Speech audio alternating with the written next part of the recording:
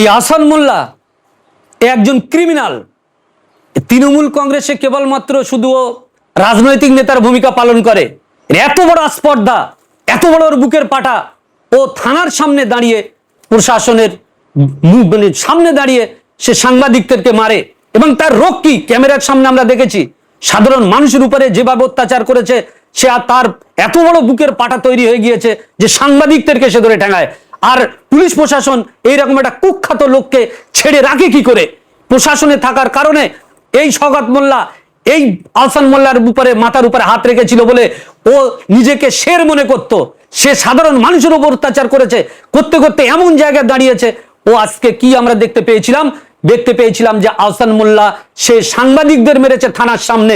ওর এত বড় বুকের পাটা, এত বড় স্পর্ধা, ওকে অবিলম্বে গ্রেফতার করতে হবে এবং ওর উপযুক্ত সাজার ব্যবস্থা করতে হবে, যাতে করে আর কোনো দিন এইরকম ধরনের কাজ কোনো নেতা না করতে পারে। এবং আহসান মোল্লা তার জীবনে এরকম অনুভূতি হবে যে আমার ওই দিনকার এই অত্যাচার করা আমার জীবনের সব থেকে বড় ভুল হয়েছিল।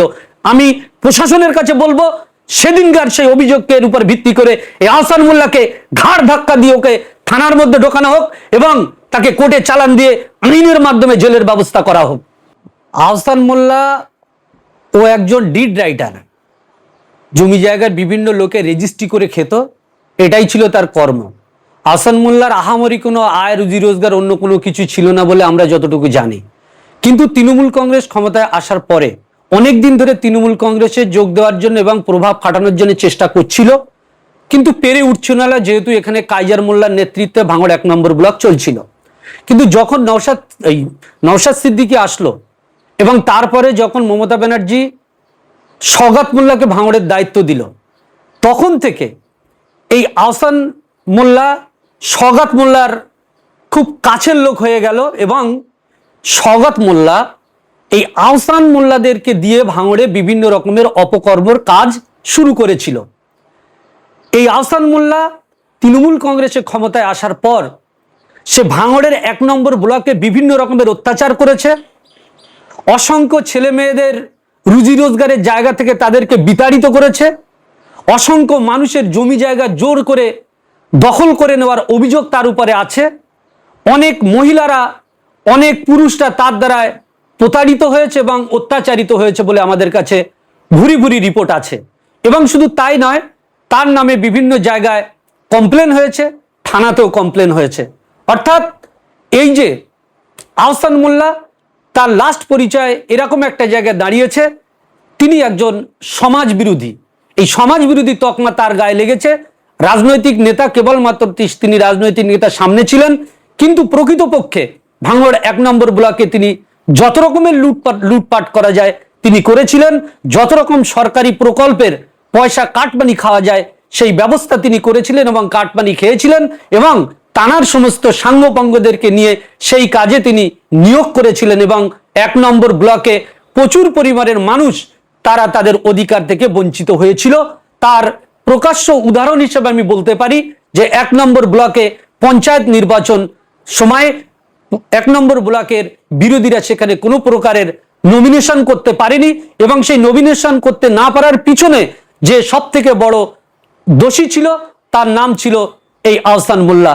তাই এরা সমাজে গণতন্ত্রকে লুট করে, এরা সমাজে সাধারণ মানুষের অধিকারকে বঞ্চিত করে। তাই আমি আবেদন করব, যে সমস্ত অভিযোগ তার বিরুদ্ধে আছে অবিলম্বে এই আহসান মোল্লাকে আইনানুগভাবে তার সাজা হোক এবং তাকে অ্যারেস্ট করে বিচারের আওতায় নিয়ে আসা হোক। দেখুন, প্রথম কথা হচ্ছে সাংবাদিকতা যারা করে তারা আমাদের ভারতবর্ষের গণতন্ত্রের 4র্থ পিলার হিসেবে তাদের ধরা হয়ে থাকে। কারণ সমাজের বিভিন্ন রকমের সমস্যার কথাগুলো তারা সমাজের মানুষের সামনে তুলে ধরে এবং সরকারের কাছে আয়না স্বরূপ হয়ে কাজ করে, অর্থাৎ বিরোধী স্তরের ভূমিকা তারা পালন করে থাকে। আমাদের ভাঙড় 1 নম্বর ব্লকের ভাঙড় থানার সম্মুখে কোনো একটি বিশেষ প্রোগ্রামকে কেন্দ্র করে যখন গন্ডগোল হয়েছিল, সেখানে অসংখ্য সাংবাদিক বন্ধুরা ভাঙড় থানার সামনে তারা সাংবাদিকতা করার জন্য এবং সেখানেকার বাস্তব চিত্র তুলে ধরার জন্য তারা অংশগ্রহণ করেছিলেন এবং তারা বিভিন্ন রকমের ছবি ও ফুটেজ কালেকশন করছিলেন। এই ছবি ফুটেজ কালেকশন করার সময় আমরা দেখেছিলাম এই আহসান মোল্লার নেতৃত্বে, অর্থাৎ আহসান মোল্লা এই ভাঙড় থানার সম্মুখেই তার পার্টি অফিস এই পার্টি অফিসে তার বিভিন্ন দুষ্কৃতী এবং হারমাত বাহিনীদেরকে নিয়ে তারা এই সাংবাদিকদের উপরে ঝাঁপিয়ে পড়েছিল, যাতে করে সাংবাদিক বন্ধুরা তারা এই তাদের অপকর্মের চিত্রগুলো যাতে সমাজের মানুষের কাছে তুলে ধরতে না পারে, আইনের সামনে যাতে প্রকাশ না ঘটাতে পারে, তার পূর্ণ প্রচেষ্টা এবং পরিকল্পনা করেছিল। এবং অসংখ্য সাংবাদিক ভাই ও বন্ধুদের উপরে তারা প্রহার করেছিল, মারধর করেছিল, অত্যাচার করেছিল। তো এহেন কাজ যা নেতৃত্ব করে থাকে তৃণমূলের নেতা হয়ে, এর ঘোর বিরোধিতা তখন আমরা করেছিলাম এবং প্রশাসনের কাছে আমরা আর্জি রেখেছিলাম যে সাংবাদিক বন্ধুদের উপরে যারা অত্যাচার করেছে অবিলম্বে তাদেরকে অ্যারেস্ট করা হোক, গ্রেপ্তার করা হোক এবং আইনত সাজা তাদের দেওয়া হোক। কিন্তু তখন তৃণমূল কংগ্রেস ক্ষমতায় থাকার কারণে, হতে পারে প্রশাসনের উপরে কোনো চাপ ছিল, সেই কারণে প্রশাসন তাদের উপরে সেরকম সদর্থক ভূমিকা পালন করেনি। কিন্তু আজকে আমি আপনার ক্যামেরার মাধ্যমে প্রশাসন বন্ধুদের কাছে এবং রাজনৈতিক নেতৃত্ব দায়িত্ব সম্পন্ন ব্যক্তিদের কাছে আহ্বান করব যে জানারা এবং যে সমস্ত ব্যক্তিরা সেদিনকে ভাঙড় 1 নম্বর ব্লক এবং ভাঙড় 1 নম্বরে যে ভাঙড় থানার সামনে সাংবাদিকদের উপর অত্যাচার করেছিল, তার বিহিত ব্যবস্থা করা হোক এবং যারা এই কাজে যুক্ত ছিল তাদেরকে অবিলম্বে গ্রেপ্তার করার দাবি আপনার সামনে এই মিডিয়ার মাধ্যমে রাখলাম। 100 বার অন্যায় যে করবে তার সাজা হওয়া অবশ্যই উচিত।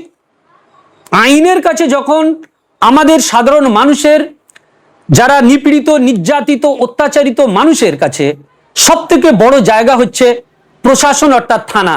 সাধারণ মানুষের যখনই কোনো সমস্যা হয়, তারা ন্যায় জাস্টিস পাওয়ার জন্য, তারা বিচার পাওয়ার জন্য সর্বপ্রথমে থানার দ্বারস্থ হয়, যাতে আইন প্রশাসন তার পাশে দাঁড়িয়ে ন্যায়ের প্রতিবাদ করে এবং অন্যায়ের বিরুদ্ধে তারা রুখে দাঁড়ায়, সেই আশা নিয়ে থানায় যায়।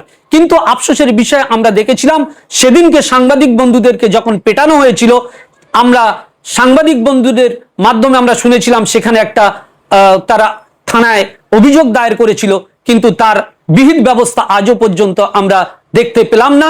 আমি আশা করব প্রশাসনের বন্ধুরা এবং পুলিশ আধিকারিক যারা আজকেকার দিনের দায়িত্বে আছেন, ওই সাংবাদিক বন্ধুদেরকে যারা মেরেছিল এবং যাদের নামে অভিযোগ আছে তাদেরকে অবিলম্বে তাদের আওতা নেওয়া হোক এবং পুলিশ কাস্টাডি নিয়ে তাদের পুছতাছ করে তাদের আইনানুগ ব্যবস্থা নেওয়া হোক, এই দাবি রাখছি। দেখুন, প্রথম কথা হচ্ছে সওগাত মোল্লা মহাশয়ের নামে বরাবর আমরা বিভিন্ন রকমের ভুরি ভুরি অভিযোগ শুনে এসেছি। বামফ্রন্টের আমলে যখন তিনি ছিলেন, বামফ্রন্টের জমানায় ওই ক্যানিং বিধানসভা কেন্দ্রে বিভিন্ন রকমের অপকর্ম তিনি করেছিলেন এবং তৃণমূল কংগ্রেস ক্ষমতায় আসার পরে তিনি যখন তৃণমূল কংগ্রেসে যোগ দিয়েছিলেন, তখন থেকেও আমরা দেখেছি তার অত্যাচারের মাত্রা বেড়ে গিয়েছিল এবং তিনি বিধায়ক হওয়ার পরে ওই জীবনতলা বিধান বা ক্যানিং বিধানসভার মধ্যে তিনি অগণিত তিনি অসামাজিক কাজে লিপ্ত থেকেছেন। তার অনেক কথা আমরা শুনেছি, অনেক অভিযোগের কথা আমরা শুনেছি। রিসেন্ট আমরা দেখলাম 2026 বিধানসভার আগে একটি গান ভাইরাল হয়েছিল, যে গানটা মাচ্চোর বলে এই গানটা উল্লেখ হয়েছে এবং সেটা প্রচুর পরিমাণে ভাইরাল হয়েছে। অর্থাৎ আমরা দেখেছি সওগাত মোল্লা শুধুমাত্র মাচ্চোরের এই কথা আমি শুনিনি, পাশাপাশি আরো শুনেছি যে রাস্তার বিভিন্ন যে টেন্ডার, সেই টেন্ডারের বিভিন্ন রকমের গরমিল হয়েছে। ওই এলাকার মধ্যে যে সামাজিক যে সমস্ত প্রকল্প, সরকারি প্রকল্পের বিভিন্ন রকমের এধার ওধার করে প্রচুর পরিমাণের কাটমানি এবং তার প্রিয়জনদেরকে অর্থ উপার্জন করতে সহায়তা করেছে, কথা আমরা শুনে এসেছি। এবং বিভিন্ন সময় ওই ক্যানিং বিধানসভার কিছু মহিলা তানার অভিযোগ করেছিলেন যে অনেক মহিলাদের উপরে নির্মম অত্যাচার করা হতো এবং ওই অনেক মহিলাদের উপরে তাদের শারীরিক এবং মানসিক নিগ্রহ ও অত্যাচার করার কথা আমরা শুনে আসছিলাম। কিন্তু সওগাত মোল্লা যেহেতু ক্ষমতায় ছিলেন, সেই কারণে প্রশাসনের দ্বারস্থ হয়ে অনেক মানুষ সাহস নিয়ে অভিযোগ করতে যেতে পারতেন না। আবার অনেক সময় থানাতে যখন অভিযোগ করতে যাওয়া হতো, সেখানে পুলিশ প্রশাসন অনেক সময় অভিযোগ নিত না। এমনকি আমরা এও শুনেছি যে পুলিশ প্রশাসনের কর্তৃপক্ষ পলিটিক্যাল নেতাদের কাছে ওই ব্যক্তিদের অভিযোগ দায়েরের কথা জানিয়ে দিত এবং ওই তৃণমূল কংগ্রেসের নেতৃত্ব এবং সওগাত মোল্লার বিভিন্ন লোকজন তারা ওই পরিবারের উপরে অত্যাচার এবং প্রেসারাইজ করত, যাতে ওই ব্যক্তি কোনো প্রকারে সওগাত মোল্লা এবং তার লোকজনের বিরুদ্ধে থানায় অভিযোগ দায়ের করতে না পারেন। কিন্তু আজকে এই 2021 সাল, এই 2021 সাল নয়, এটা 2026 সাল। এই 2026 সালে এসে যখন সরকার পড়ে গিয়েছে, মানুষ বুকে ভরসা পেয়েছে, সওগাত মোল্লা আজকে তিনি আর বিধায়ক নন। তাই ক্যানিং এর বিভিন্ন মানুষ সওগাত মোল্লার যে সমস্ত অপকর্ম সেগুলো তারা অপপটে স্বীকার করছে এবং জনগণের সামনে তুলছে, মিডিয়ার সামনে তুলছে। আজ যে আপনি কথা বললেন যে সওগাত মোল্লার বিরুদ্ধে থানায় অভিযোগ হয়েছে নারী সংক্রান্ত বিষয়, দেখুন এই নারী সংক্রান্ত বিষয়ের কথা আমরা অনেক আগে থেকেই শুনছিলাম। এখন অফিসিয়াল ভাবে যে অভিযোগ হয়েছে, এই অভিযোগ প্রমাণ করে যে সওগাত মোল্লার নেতৃত্বে ক্যানিং এর অসংখ্য মহিলা তারা নিপীড়িত এবং নির্যাতিত ছিল, সেটা শারীরিক দিক থেকে হোক এবং মানসিক দিক থেকে হোক। এরকম পরিস্থিতির মধ্যে ক্যানিং এর মানুষ তারা একটা পরাধীন রাজ্যের মধ্যে যেন বসবাস করছিল, এই পরিস্থিতি সেখানে তৈরি হয়েছিল। আজকে যে অভিযোগটা হয়েছে, অবিলম্বে পুলিশ প্রশাসন এবং যারা দায়িত্বশীল আধিকারিক ব্যক্তিত্ব আছেন তাদের কাছে আর্জি এবং আহ্বান রাখছি, আপনারা অবিলম্বে এই সওগাত মোল্লার বিষয়ে যে অভিযোগ এসেছে সেই অভিযোগের পুঙ্খানু বিচার বিশ্লেষণ করুন এবং সে যদি প্রকৃত দোষী হয় তার সর্বোচ্চ সাজার ব্যবস্থা করুন। এই দাবি প্রশাসন বন্ধুদের কাছে আপনার মিডিয়ার মাধ্যমে রাখলাম। দেখুন, মানুষ দাবি বিভিন্ন রকম ভাবে করতে পারে। একটা রাজনৈতিক দল, সেই রাজনৈতিক দলের অনেক লোক সমর্থক থাকতে পারে, আবার অনেক লোক সেই রাজনৈতিক দলের বিরোধীও করতে পারে। এটা গণতন্ত্র, ভারতীয় সংবিধান প্রত্যেকটা মানুষের সেই অধিকার দিয়েছে। সেই অধিকারের জায়গা থেকে মানুষ কারো নামে অভিযোগ এবং কারোর পক্ষে দাঁড়ানোর যে কর্ম সেগুলো তাদের ব্যক্তি স্বাধীনতাতে করে থাকেন। আমি যে কথাটা আপনি প্রশ্ন করেছে তার উত্তর প্রসঙ্গে আমি বলতে চাই, সওগাত মোল্লা একজন ধোয়া তুলসীর পাতা ব্যক্তি নয়, কারণ তিনি যে সমস্ত কাজ করেছেন সেই কাজের মধ্যে আমরা বারংবার অপকর্ম দেখেছি। সওগাত মোল্লা যে সমস্ত কাজ তিনি বিগত দিনে করেছেন, সাধারণ মানুষের মধ্যে আতঙ্কের পরিবেশ দেখেছি। আর আজকে যে অভিযোগ হয়েছে সেই অভিযোগ নিশ্চিতভাবে আমার মনে হচ্ছে তিনি এরকম কিছু করেছিলেন। তা যদি না করতেন, একজন নারী হয়ে সে কোনো মতেই এই অভিযোগ করতে আসতেন না। তিনি যে মানে ওই ক্যানিং এর মধ্যে এবং পশ্চিমবাংলার বিভিন্ন প্রান্তে, বিশেষ করে দক্ষিণ 24 পরগনা জেলার বিভিন্ন এলাকায় যেভাবে দাপটের সঙ্গে তিনি বেড়াতেন, যেরকম অসামাজিক লোকদের তিনি সাপোর্ট করেছিলেন, তার চিত্র আমরা অনেক আগে থেকে জানি এবং বাংলার মানুষ জানে। সেক্ষেত্রে যারা আজকে এই সওগাত মোল্লার পক্ষে দাঁড়াচ্ছেন, আমি এটা বিশ্বাস করি সওগাত মোল্লা এই সমস্ত লোকদেরকেই ওই সমস্ত সরকারি সুযোগ সুবিধাগুলোকে পাইয়ে দিত এবং সওগাত মোল্লার নেতৃত্বে এরা লুটে পুটে খেত। সেই লুটে পুটে খাওয়া লুটেরার যে একটা দল, সেই ঝুন্ড, সেই সংগঠিত লোক, তারা সওগাত মোল্লার পাশে দাঁড়িয়ে সওগাত মোল্লাকে নির্দোষ বলে তারা দাবি করছে। কারণ তারা জানে সওগাত মোল্লা চলে যাওয়ার পর কারণে তাদের আজ পেটের ভাত কিভাবে জোগাড় হবে সেটা আর ঠিক করতে পারছে না। তাই সওগাত মোল্লাকে যাতে সুষ্ঠুভাবে ফিরিয়ে দেয় তার একটা মরিয়া চেষ্টা করছে। আমি বলবো এই চেষ্টা বৃথা চেষ্টা। আপনারা যে যার কর্মে ব্যস্ত হয়ে পড়ুন। সওগাত মোল্লা যে কাজ করেছে তার অনিবার্য জেল হবে, আপনারা নিশ্চিন্তে থাকুন এবং এটাও আপনারা ক্লিয়ার হন যে সওগাত মোল্লার বিচার খুব কঠিন এবং কড়া হতে চলেছে।